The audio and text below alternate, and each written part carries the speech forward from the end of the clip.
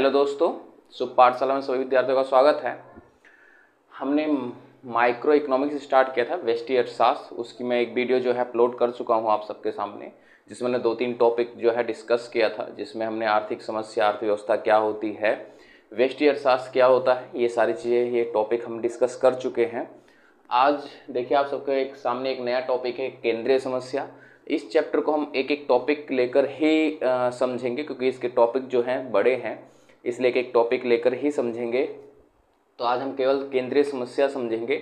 इसके बाद जो अगली वीडियो अपलोड की जाएगी उसमें हम पीपीसी वक्र कह सकते हो, उत्पादन समाना वक्र, उसको समझेंगे। तो आज हम स्टार्ट करेंगे केंद्रीय समस्या। लेकिन उससे पहले जो है, जिन विद्यार्थियों ने पीछे की वीडियो नहीं देखी है वो पीछे वाली वीडियो देख लें, जिससे उन्हें समझने में आसानी हो। और वीडियो के जो भी पार्ट होंगे वो पार्ट वाइज ही देखें, part first, part second, part third. इससे भी आप सबको हेल्प मिलेगी आसानी समझने में। बाकी हम सेपरेट टॉपिक तो बना ही रहे हैं कि हर एक वीडियो में एक सेपरेट टॉपिक बना देंगे। वो आप सब जैसे आपको सहूलियत हो उस हिसाब से आप सब देख सकते हैं। चलिए स्टार्ट करते हैं। तो लास्ट वीडियो में हमने आर्थिक समस्या जो है समझा था। तो आर्थिक समस्या हमने ये देखा था कि भाई जो संसाधन है वो सीमित हैं, ठीक है। अब वो संसाधन सीमित है, इसलिए हमें चुनाव की समस्या का क्या करना पड़ता है, सामना करना पड़ता है। यही तुम्हारी आर्थिक समस्या होती है भाई, चुनाव की समस्या को ही हम एक आर्थिक समस्या कहते हैं। अब यहाँ पर केंद्रीय समस्या की बात की गई है। तो होता क्या है कि उन सीमित संसाधनों में क्या करना होता है कि उसको वितरित करना होता है। जो सीमित संसाधन है उसको वितरित करना होता है कि किस प्रकार से सीमित संसाधनों से हम वस्तुओं का उत्पादन करवाएं, ठीक है। अब क्योंकि देखो मार्केट जो है, मार्केट में कई प्रकार की चीज़ें होती हैं। जैसे मान लीजिए भाई उपभोक्ता वस्तु हो गई, उपभोक्ता मतलब जैसे हमारे खाने पीने की वस्तु, मक्खन, ब्रेड वगैरह, ये सब उपभोक्ता वस्तु हो गई। उसी प्रकार से अगर बात की जाए उत्पादक वस्तु, लाइक मशीनरी है, मशीन वगैरह होगी, जिसको हम पूंजीगत वस्तु भी कहते हैं, तो इसका भी उत्पादन करना है। यहाँ उपभोक्ता वस्तु की भी उत्पादन करनी है। अच्छा, भाई युद्ध के समय की चीज़ों का भी उत्पादन करना है, जैसे टैंक हो गया, बंदूक हो गया, क्योंकि इससे क्या होता है, देश की सिक्योरिटी बनी रहती है ना, ठीक है, सुरक्षा जो है वो मजबूत रहता है, तो उसका भी उत्पादन करना है। तो अब क्या है, क्योंकि जो हमारे संसाधन हैं वो सीमित है, तो उन सीमित संसाधनों में इतने सारे चीज़ों को जो है उत्पादित करना है। तो क्या करना पड़ेगा, जो एक उत्पादक होता है वो क्या करता है कि उस सीमित संसाधनों में एक संयोग बनाता है, ठीक है, कि भाई किस किस चीज़ की कितनी मात्रा में जो है उत्पादन किया जाए, ठीक है, किस चीज़ की कितनी मात्रा में उत्पादन किया जाए। तो अब वो क्या कर रहा है, वो संसाधनों को, जो सीमित संसाधन उसको बांट रहा है ना, ठीक है। तो इसलिए जो केंद्रीय समस्या है उसको ध्यान रखना कि आय का वितरण या आवंटन की समस्या भी कहा जाता है, ठीक है।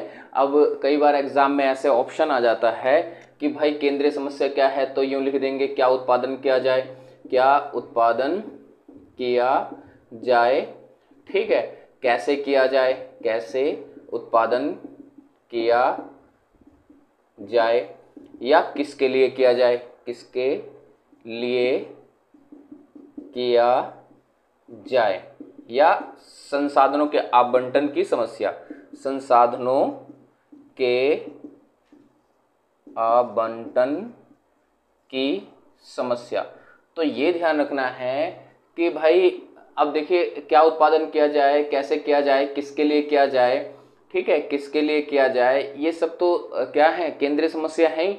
लेकिन इसमें से आप एक ऑप्शन को तो लगा नहीं सकते हो कि भाई एक ऑप्शन को लगा दिया, क्योंकि ये तो तीनों ही केंद्रीय समस्या है, ठीक है। तो यहाँ पर जो ऑप्शन आएगा वो है संसाधनों के आवंटन की समस्या। इसके अंदर ये तीनों अपने आप आ जाते हैं।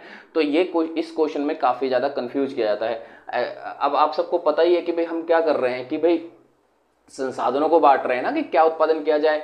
मैंने बताया इतने इतने टाइप की आप सबकी चीज़ें होती हैं, उनमें से जो उत्पादक होता है वो क्या करता है भाई, कुछ उपभोक्ता वस्तुओं को उत्पादित करेगा, कुछ मशीन को करेगा। इससे पहले वाली वीडियो में जब हमने आर्थिक समस्या की बात की थी तो वहाँ चुनाव कौन कर रहा था, उपभोक्ता कर रहा था। यहाँ पर चुनाव कौन कर रहा है, उत्पादक कर रहा है, ठीक है। तो चलिए अब इसके देखते हैं। ये देखो मेनली केंद्रीय समस्या के 3 पॉइंट हैं। सबसे पहला क्या है, क्या उत्पादन किया जाए, ठीक है। दूसरा है कैसे किया जाए, कैसे उत्पादन किया जाए। ठीक है, तीसरा है किसके लिए उत्पादन किया जाए, किसके लिए उत्पादन किया जाए। ठीक है, अब इन सभी तीनों समस्याओं में उसे क्या करना पड़ता है, अपने संसाधनों का संयोग बनाना पड़ता है कि सारी समस्याएं जो हैं किसी तरह से सॉल्व की जाए। ठीक है, तो चलिए एक एक करके हम समझते हैं। सबसे पहले क्या उत्पादन किया जाए। अब क्या उत्पादन किया जाए क्या क्या है कि भाई वस्तुओं के चुनाव की समस्या है। ठीक है, अब इसमें दो समस्या आप सबके सामने आती हैं, क्या उत्पादन किया जाए में।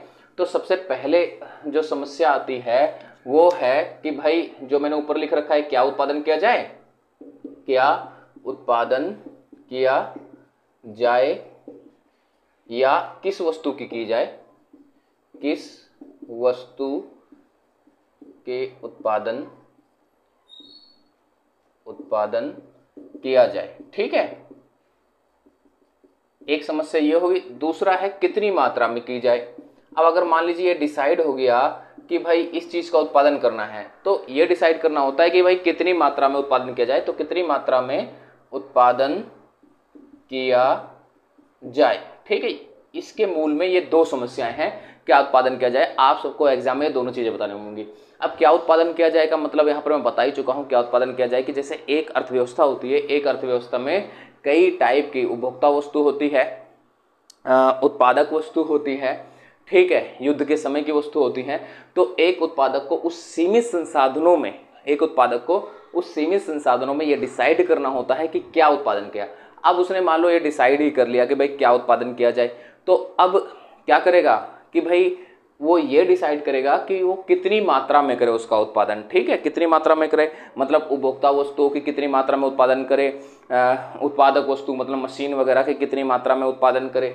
ठीक है, तो कितनी मात्रा में करे ये समस्या है, क्योंकि उसे उत्पादन तो भाई सब चीज़ों का करना है। अगर वो सिर्फ उपभोक्ता वस्तुओं का ही उत्पादन, अगर किसी अर्थव्यवस्था में सिर्फ उपभोक्ता वस्तुओं का ही उत्पादन होगा तो भविष्य के लिए प्रॉब्लम हो जाएंगी। ठीक है, भविष्य में मशीन वगैरह नहीं होंगी तो उनके उत्पादन खत्म हो जाएंगे। और अगर वर्तमान समय में कोई उत्पादक सिर्फ और सिर्फ मशीन वगैरह का उत्पादन करेगा तो इस टाइम समस्या हो जाएगी, लोगों के पास उपभोक्ता वस्तु नहीं होंगी। तो भाई करेगा तो वो दोनों ही, लेकिन फिर करेगा जब दोनों तो उसे ये डिसाइड करना पड़ेगा कितनी मात्रा में करे, मशीन ज़्यादा करे, मशीन का उत्पादन ज़्यादा करे, या पूंजीगत वस्तुओं का उत्पादन ज़्यादा करे, या उपभोक्ता वस्तुओं की उत्पादन ज़्यादा करे। तो कितनी मात्रा में उसे करना ये भी डिसाइड करना होता है। तो ये क्या उत्पादन किया जाए की समस्या होगी। दूसरी समस्या हमारी थी कि भाई कैसे उत्पादन किया जाए। ठीक है, कैसे उत्पादन किया जाए। तो केंद्रीय समस्या की जो दूसरी समस्या है, कैसे उत्पादन किया जाए। अब कैसे उत्पादन किया जाए का क्या अर्थ है, कैसे उत्पादन किया जाए का अर्थ है यहाँ पर इसको क्या कहेंगे, तकनीक के चुनाव की समस्या है। ठीक है, तकनीक के चुनाव की समस्या है। अब मूलतः प्रत्येक देश में या प्रत्येक अर्थव्यवस्था में दो प्रकार की तकनीक होती है। एक तकनीक होती है श्रम प्रधान तकनीक, ठीक है, और दूसरी जो होती है वो होती है पूंजी प्रधान तकनीक।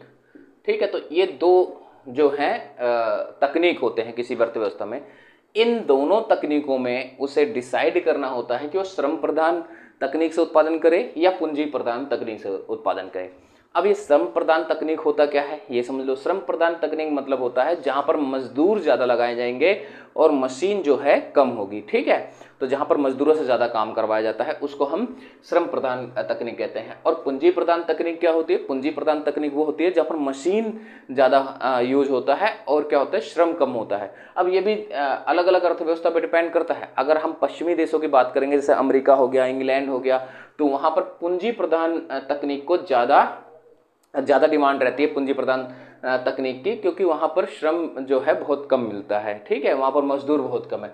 वहीं पे अगर भारत या चीन जैसे देशों की बात की जाए, ठीक है, तो वहाँ पर श्रम प्रधान तकनीक है, यहाँ पर बहुत बड़ा पॉपुलेशन है, ठीक है, तो इसलिए यहाँ पर लोगों को जो है श्रम प्रधान तकनीक ज़्यादा आसानी से मिल जाती है। मशीन जो है बड़ी मुश्किल से मिलती है। और जो एक उत्पादक होता है वो क्या करता है कि इन तकनीकों के द्वारा अपनी लागत को कम करता है, ठीक है, उत्पादन करने के लिए अपनी लागत को कम करता है और उत्पादन ज़्यादा से ज़्यादा चाहता है। तो उसे जो चीज़ जो उसे एक तरह से सस्ता पड़ेगा, जिसमें लागत कम होगी, ठीक है, वो उसी तकनीक का इस्तेमाल करता है। तो यहाँ पर जो तकनीक की समस्या है उसी को हम कैसे उत्पादन किया जाए कहा जाता है। इसको हम एक डायग्राम से भी समझ सकते हैं। तो देखिए एक डायग्राम से समझा देते हैं कि भाई किस प्रकार से श्रम प्रधान तकनीक क्या होता है और पूंजी प्रधान तकनीक क्या होता है। ये मान लीजिए यहाँ पर मैंने श्रम लिख दिया और यहाँ पर मैंने पूंजी लिख दिया, ठीक है।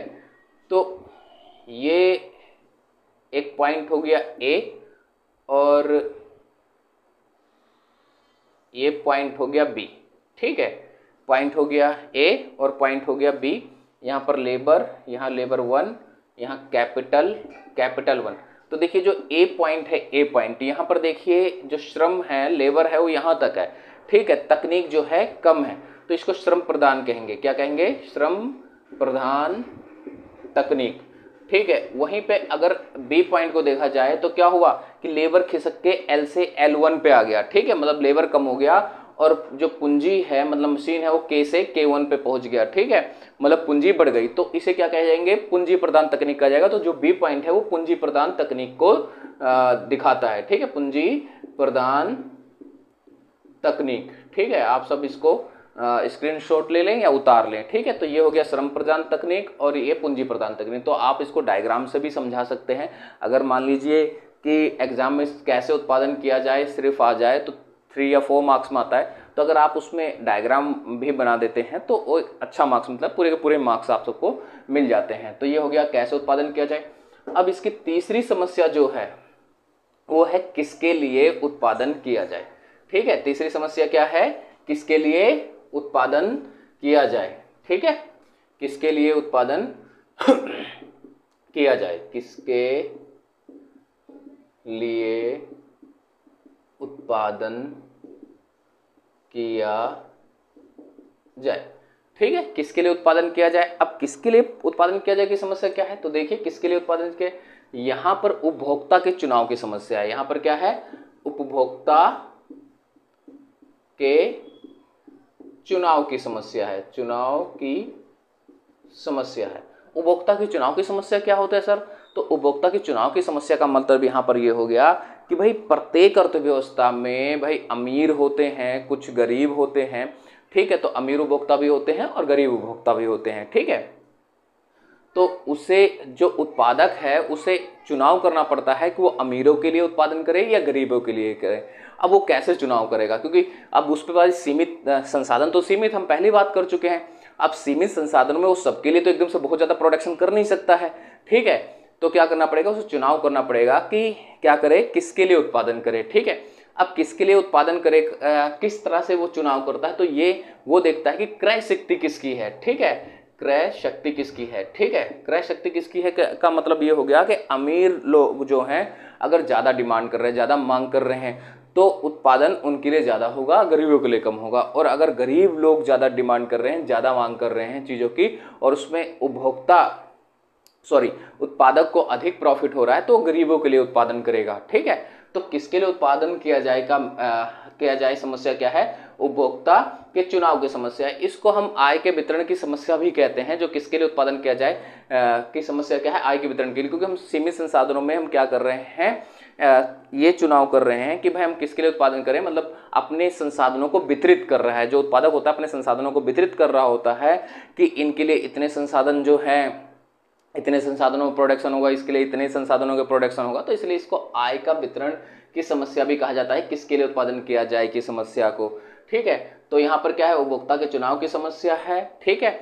आप सब समझ ही गए होंगे कि एक उत्पादक जो होता है किस प्रकार से डिसाइड करता है कि उसे किसके लिए उत्पादन किया है, वो उसकी क्रय शक्ति देखता है, मार्केट में किन लोगों कौन से लोग जो हैं ज़्यादा डिमांड कर रहे हैं, ठीक है। वो पूरे मार्केट को एनालाइज करता है, तो कौन से लोग ज़्यादा डिमांड कर रहे हैं। अगर गरीब लोग ज़्यादा डिमांड कर रहे हैं तो गरीबों के लिए उत्पादन करेगा, अमीर लोग ज़्यादा कम डिमांड करे तो अमीरों के लिए कम करेगा, ठीक है। और अगर अमीर लोग ज़्यादा कर रहे हैं, ठीक, तो क्या होगा कि अमीरों के लिए ज़्यादा उत्पादन करेगा, गरीबों के लिए कम करेगा, पर करेगा दोनों के लिए। उसे एक संयोग बनाना होता है कि जो समाज है उसमें सामाजिक कल्याण जो बना रहे, क्योंकि अगर वो सिर्फ अमीरों के लिए कर देगा तो क्या होगा, समाज में कल्याण नहीं होगा। हो सकता है उसे अच्छा लाभ मिले, प्रॉफिट मिले, पर समाज में कल्याण नहीं होगा। और अगर सिर्फ गरीबों के लिए करेगा उत्पादन तो उसे अच्छा प्रॉफिट नहीं मिलेगा, समाज में कल्याण तो होगा लेकिन अच्छा प्रॉफिट नहीं मिलेगा। तो उसे इस तरह से संसाधनों का संयोग बनाना होता है, इस तरह से संसाधनों को वितरित करना होता है कि जिससे वो सबको संतुष्ट कर सके, ठीक है। वो सबको संतुष्ट मतलब अमीर को भी संतुष्ट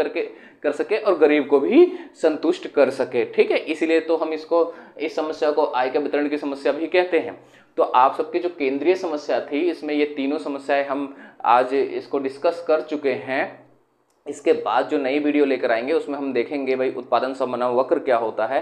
तो आप सब सीरियल वाइज जो है वीडियो देखना। इससे पहले एक वीडियो अपलोड हो चुकी है और ये हमारी सेकंड वीडियो है, ठीक है। सेकंड वीडियो है इस चैप्टर का, ठीक है। तो हम सीरियल वाइज चलेंगे, सेकंड देखना फिर थर्ड देखना, तो इससे आप सबको ज़्यादा समझ आएगा। तो चलिए आज के लिए इतना ही, थैंक यू।